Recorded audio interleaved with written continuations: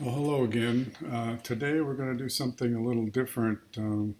We spend most of our time talking about what we know about biology or modern biology.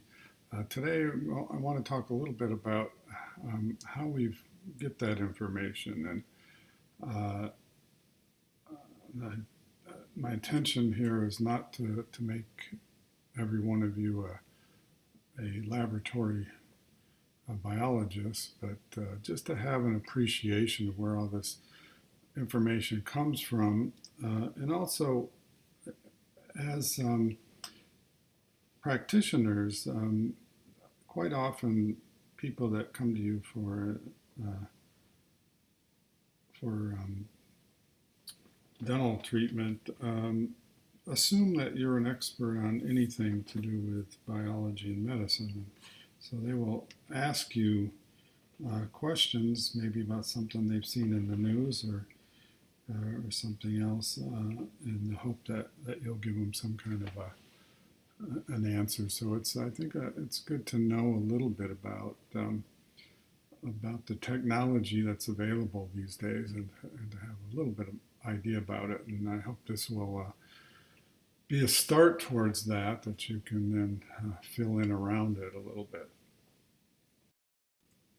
So one of the things that has been important in modern biology or molecular biology is to isolate um, um, reagents so that we can study them in more details, whether that's a protein or the gene that codes for that protein, uh, or the RNA for that matter. And this diagram here kind of shows how we've come full circle on that. So if we start on the left here, if we were able to purify a protein from some tissue, we could take that protein and sequence all or part of it, uh, and then we can use that protein sequence to construct a nucleic acid uh, sequence or probe, and screen a DNA library to get the gene. Uh, or we could, if we have the gene or a cDNA, a complementary DNA to the RNA, we can uh, use that. We can use that to go back and pull out the protein by inserting it into E. coli and let the E. coli make the protein. So we have a full circle here, and we can start at any place along that circle and get the other molecules involved, whether we start with the gene to get the protein or start with the RNA to get the gene or the protein. Once we have one of them, we can get the others. Now, one of the things that has really revolutionized our understanding of biology over the last couple of decades is the um, advances in DNA sequencing. Uh, this method of sequencing, called here the dideoxy method, sometimes called Sanger sequence, sometimes called chain termination sequencing. They're all the same thing, just with different names. Uh, it was used for several decades, and it was a very powerful method when it was first developed. And the way this works is that um, you modify the deoxynucleotide at the 3' position, showing the arrow showing where that is on the left-hand side, to remove that hydroxyl group. And so now you see the deoxynucleotide in the right, or the dideoxynucleotide on the right, um, has just a hydrogen there. Now, as you remember when we talked about replication, that the new bases coming in are attached to the 3' hydroxyl group on the nascent chain. So if you don't have a hydroxyl group there, you can't attach a new base to it. So if you have this dideoxy molecule, it can be incorporated into the DNA chain, and that will terminate the chain. And so what's done is to take a template, DNA template, and use a primer to start synthesis, and then add all four of the normal deoxyribonucleotides, and then some of the dideoxys for one of the nucleotides. In this case, you see it as an A. So when the polymerase sees a T in the template strand and it goes to put in an A, if you make the ratio right, it will most often put in an A, but once in a while it will put in a dideoxy A, which will terminate the chain.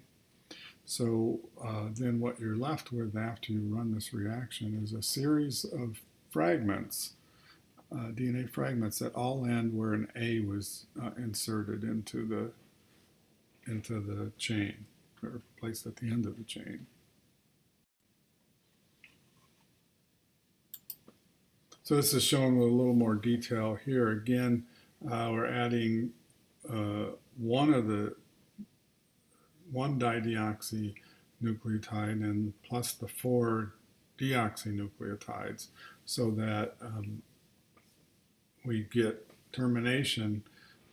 We get a mixture of fragments that all terminated where there's an A. Then we do the same thing for T, C, and G. And originally, these were done in separate reactions, and then they were tagged with a radioactive tag with P32, and then it was run on a specialized type of electrophoresis gel. And so if you run the 4 bases side by side on the gel, you get a ladder that looks like this, and you can just read right up the ladder and get your sequence. Sounds easy, but it's actually quite laborious, and it was also very tedious to read these ladders. Having sat and read them for hours at a time, it generally gave me a headache. And sometimes some of the gels weren't as easy to read as the example I'm going to show you here. And this is an example of a sequencing gel. And I think I've mentioned before that my wife, who I work with, is in the pediatrics department here in the college. And we worked together for many years looking at oral bacteria. She wanted to learn how to sequence. This was many years ago. And this is the first example of her sequencing run, and it's the most perfect gel I've ever seen. It's also her last example because she would never do it again. I guess she didn't want to. There's only one way to go after you do a perfect one. So I'm showing you the perfect one, but they're not always quite that perfect looking gels. Now, since that time, the method has been modified to use fluorescent tags, and what can be done then is to put a different fluorescent tag onto each of the 4 different bases so that you can tell them apart. And now you can do them all in one reaction, and you can now run them through a machine that will do this for you and read the bases off instead of running them out on a gel. Now this approach is still used to some extent, but for large volume sequencing, obviously this is a very slow way to go because you have to do each template one at a time. In fact, we have a collaboration with somebody, with a colleague at another institution, and he was involved in collecting samples in a clinical study, and we were analyzing them.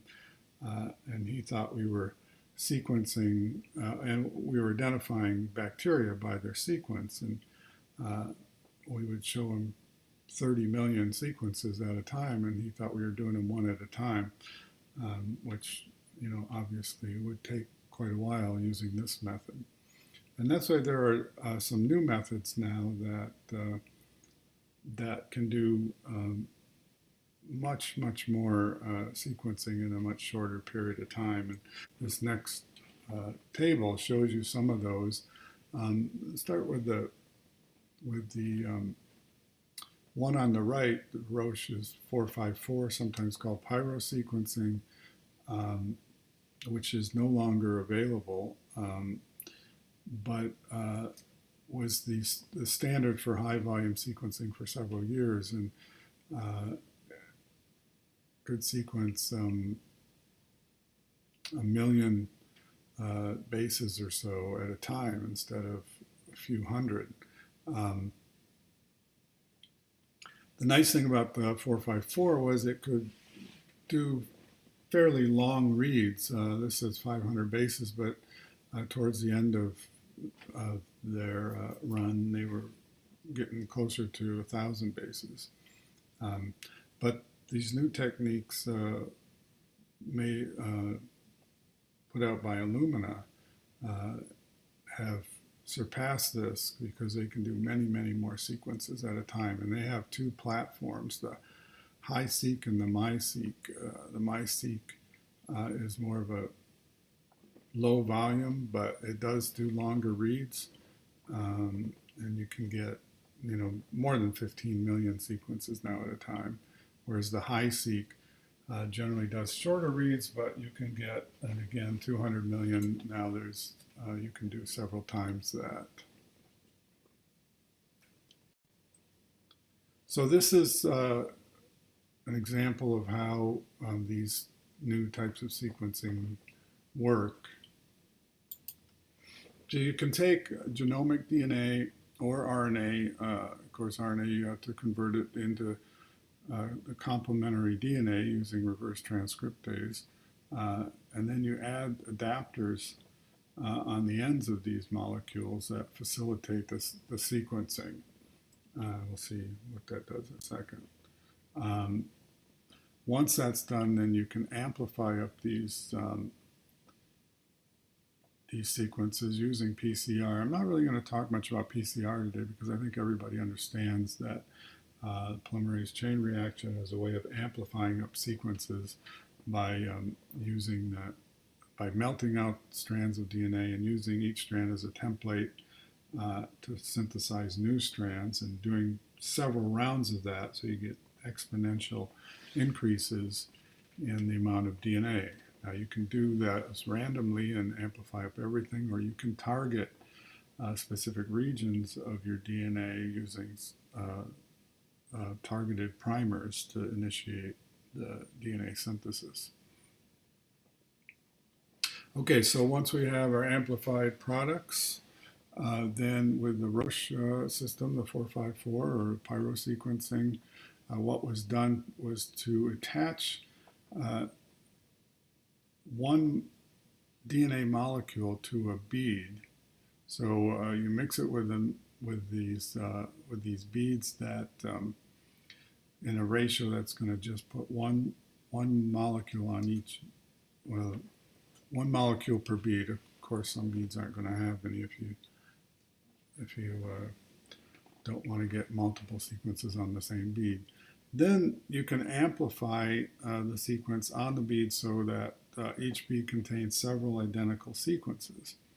And then at that point, they were dropped into these very small wells, so the one bead fits into one well. And so there's a little matrix of these wells that have, as you can see here, 1.6 million wells in the matrix. Now, not every well gets a bead, so that's why you don't get 1.6 million reads for each reaction. At that point, then the matrix can be flooded with a particular um, trinucleotide. So let's say we start with ATP, we add that, the reaction incorporating the A into the nascent chain will release the pyrophosphate, the diphosphate, and that can be used in another reaction to generate light. So you add an enzyme that takes pyrophosphate and gives off light. So any one of the wells that has a template strand that incorporated an A well, a template strand that has a T, so the A is incorporated into the nascent chain, will produce light. And so with a detector, you can detect which of these wells had incorporated an A into the DNA. Then you add the other nucleotides in succession, so T, C, G, and start over again, and you can build your molecule that way. Where it has a little bit of difficulty is if there are multiple runs of the same base. So if there are 5 or 6 A's in a row, it has difficulty telling the difference between 5 and 6 because it's measuring the amount of light that's generated. And once you get up into more than like 3 or 4, it's hard to tell the difference. Okay, so with the 454, it had a limitation here that you could only get as many sequences as you could get beads into these wells. So Illumina developed a system based on very similar chemistry. So again, producing a light when a base is incorporated into the DNA. But with the Illumina system, they used just a flat surface and attached the DNA to that surface, and then amplified it again at the surface so that there were little clusters of identical sequences on the surface of this slide. Then it defines those different clusters by where the light is coming from. So in doing that, you can put a whole lot more DNA onto the surface and get a whole lot more sequences at the same time. The only issue you have to worry about is if your DNA is very similar, or if the sequences that you're attaching are very similar, then it has a hard time telling where one ends and where one cluster ends and one new one starts. What we do in our lab is a lot of sequencing of the same mixtures of the same gene from different species, and so they're all very similar sequences. So to get around this problem, we have to add some extraneous DNA, usually some kind of viral DNA, just to put some space between the ones we're interested in. It lowers the number of sequences we get, but it does give us cleaner results. So this approach is sometimes called sequencing by synthesis, as opposed to the chain termination approach of the Sanger dideoxy sequencing. And again, this is a diagram showing different approaches, but they're pretty much the same. They all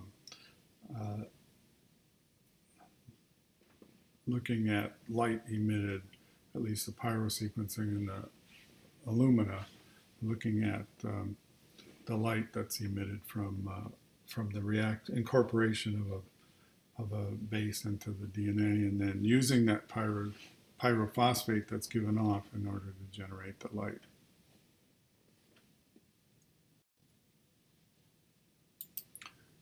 So again, there are a number of approaches now, new approaches, and I want to just say over again that the dideoxy sequencing is not totally gone by the wayside, because we still need to sequence individual molecules sometimes, and that's the best way to do that. So if you only have one thing you want to sequence, in particular if you want a long run of sequencing, then that works really well. It's pretty cost effective. And again, here the 454 has been retired now, and Illumina has pretty much taken over because even though it doesn't give as long a reads, it does give many, many more, thousands of times more sequences per each run. There are a couple of other approaches. The ion torrent, more on the scale of the 454. The advantage to the ion torrent was that it was a lot cheaper than the 454. The disadvantage was that it had a much higher error rate. So whenever you're sequencing DNA, you're always worried about whether you get the right base in each position, and so minimize the number of errors. Now, one way to do that, and ion torrent is okay if you're sequencing a genome, say of a bacteria, because you sequence the same DNA over and over again, and when you line them up, you can see if there was an error in one place. If you have several copies of that region, you'll see that most of them are one base, and one or two of them might be the wrong one, so you can eliminate that sequence. If you're doing what we do in the lab and use this for identification of particular bacteria or oral fungi, you only get one sequence for each one, and so you have to minimize the amount of error, and so ion torrent wouldn't be a good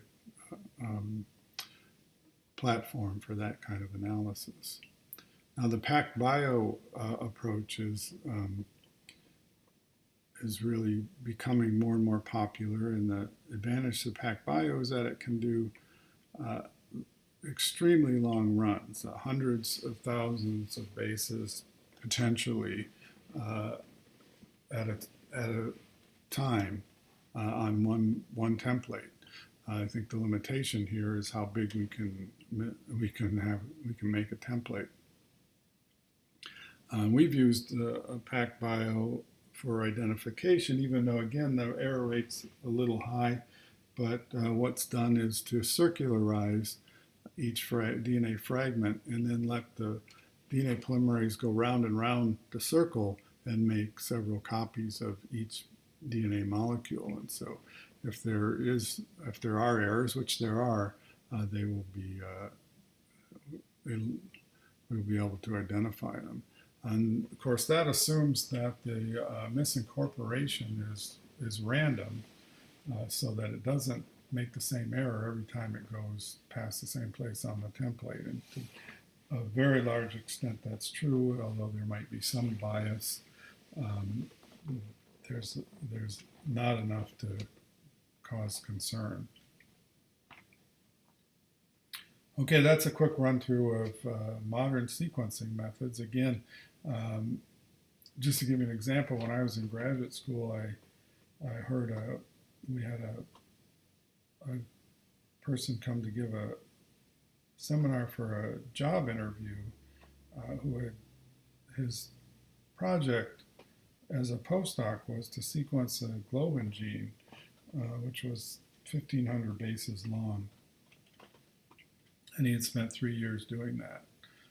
Nowadays, we can sequence in one run hundreds of millions of bases. And so even if you want to sequence, say, bacterial genomes, you can sequence hundreds of them in one run. So there's been an incredible increase in the level of the technology over the last few decades. Now, something that's become somewhat popular among people these days is getting analysis of your genome. And this is one, probably the most popular company that will analyze your entire genome for around $100, give or take. This is 23andMe. So you send them a sample and they will send you back an analysis of your genome. Now, you cannot sequence the human genome for $100, although we're working towards that. But these days it would cost several times more than that, 10 to 20 times more than that. So this is not a sequence-based methodology, and what it is it's a hybridization-based, and this is what it looks like. And what's done is to take short pieces of DNA and attach them to a slide, and what we call a microarray, and then hybridize the sample to those slides and ask which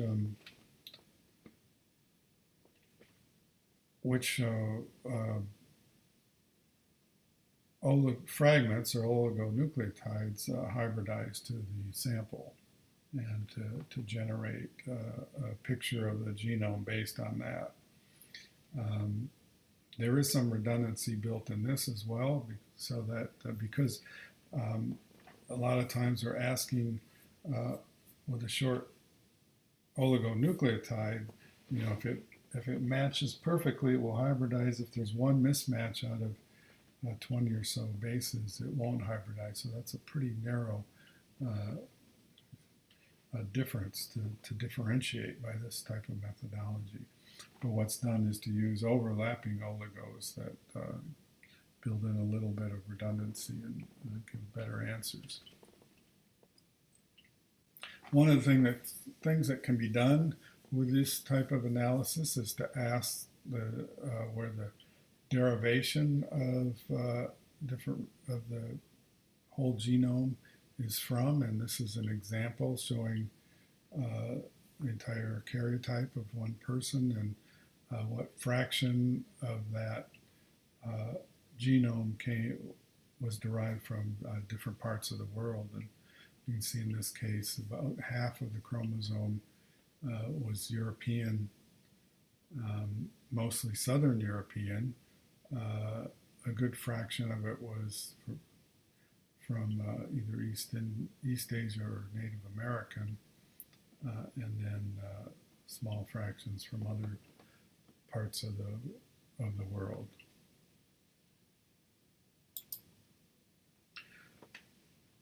Using this approach can also identify potential medical issues. If somebody has a genetic difference that might cause a disease, it can be potentially identified. The FDA has put some pressure on 23andMe to be very careful about that type of analysis. Now, the advantage to this type of hybridization-based approach is that it's much cheaper than DNA sequencing, although DNA sequencing gets cheaper all the time, and at some point that may not be the case, but certainly at this point it still is. The concerns are listed here with a hybridization approach. And first one is it's targeted, and although it's going to identify most of the genome, it can only identify sequences that are already known and so are placed on the microarray. So if it's not on the microarray, you can't tell whether it's there or not. And then, of course, the other problems are false positives and false negatives. So the particular oligonucleotide lighting up when there's really nothing, it really doesn't match anything in the sample, or the opposite, not showing an oligo when it actually is there. And this is why if anybody were to find some sort of genetic abnormality that might lead to a medical issue, it needs to be checked in more detail or redone to confirm that it's actually a problem. So this is another approach that's been used to analyze the genomic DNA, and particularly for forensic analysis or paternity analysis. And this is to look at these short repeats that are present in the genome, and everybody has a slightly different number of them, so that if we generate primers that flank these repeated sequences and we then amplify them up by PCR and run them on a gel, electrophoresis, and then we can ask how many repeats by how big the bands are that are amplified. And again, there's enough variation in these things that you can pretty much tell if the person in question inherited the DNA from a particular parent. I don't know how much this is used these days. I mean, this was several years ago. This was the most common approach to comparing genomes, but I think there are more detailed ones available now. So again, this is showing if you want to compare two individuals, we can do a series of these different amplifications and ask, do the number of repeats match in the two individuals?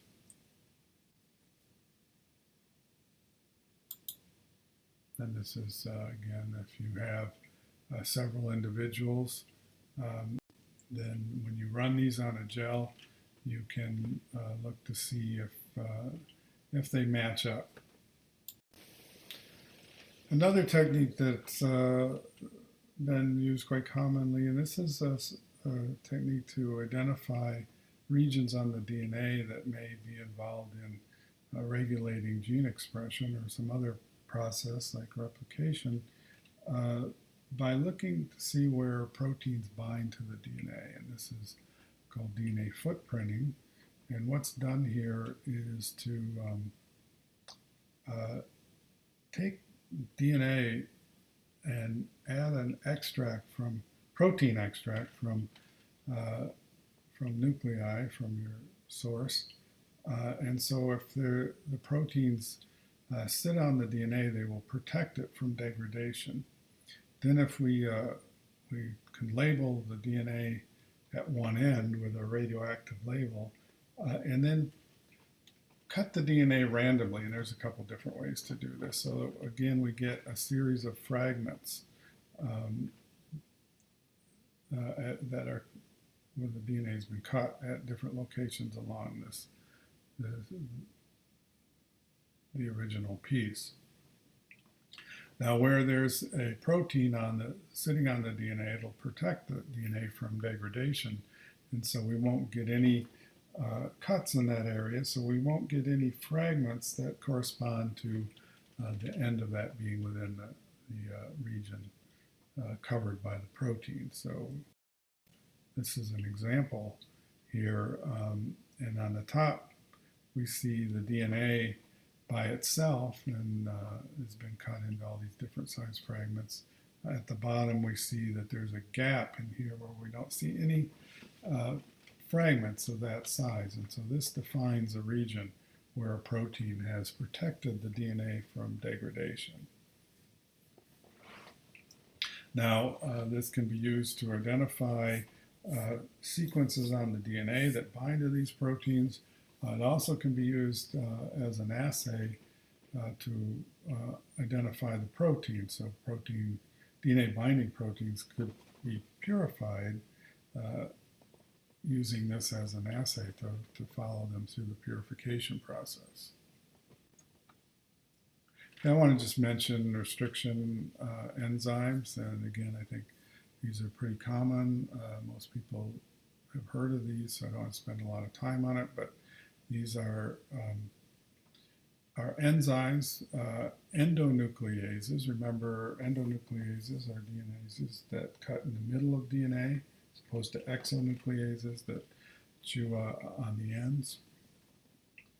And these are enzymes found in bacteria that are actually used by the bacteria to ward off any invading DNA, say from a virus or bacteriophage. And so they cut at specific sequences along the DNA. And here's some examples of some cut sites. So they recognize a specific sequence, most of them either a 4-base or a 6-base sequence, and sometimes give what's called a blunt cut, as shown in the top, or a staggered cut, shown in the bottom 3 examples. There are other types of restriction endonucleases that cut slightly differently.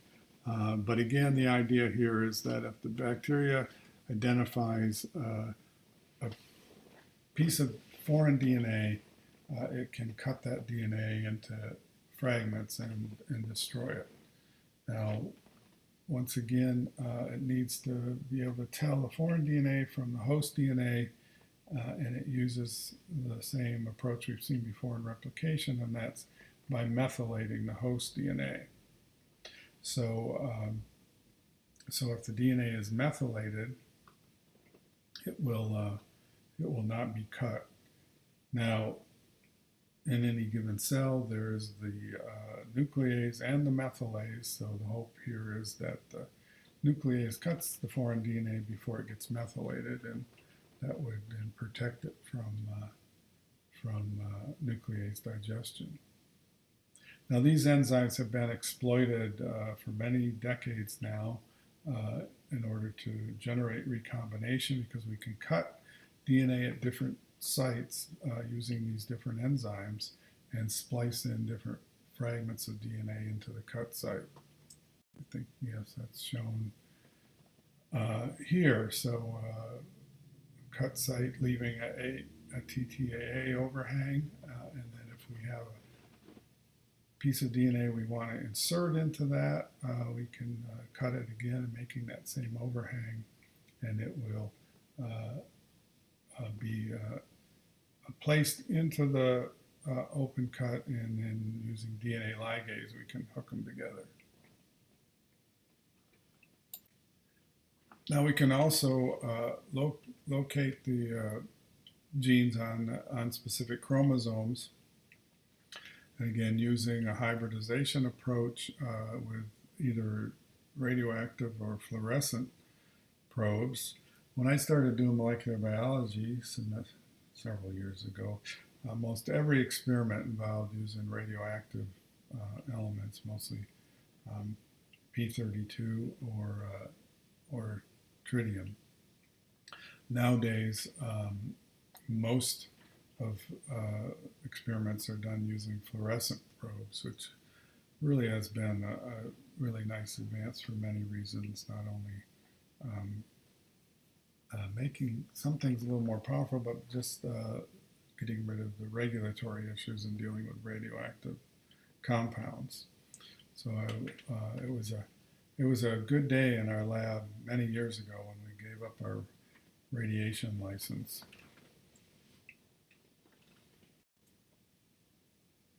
Can also locate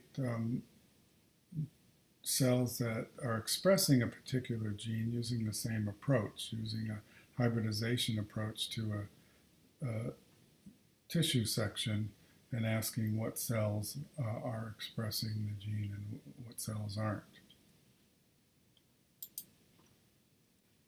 Okay, I want to just mention a couple of other things because I'm running a little short on time here, but again, we can do site-directed mutagenesis. In other words, we can go in and specifically change the base in a location to change the activity of the gene by a number of approaches. One is to synthesize a set of primers, with one primer having the change in it, and so we can incorporate that into a piece of DNA. We can then insert those back into a developing embryo and generate an organism that contains a new the change in the DNA.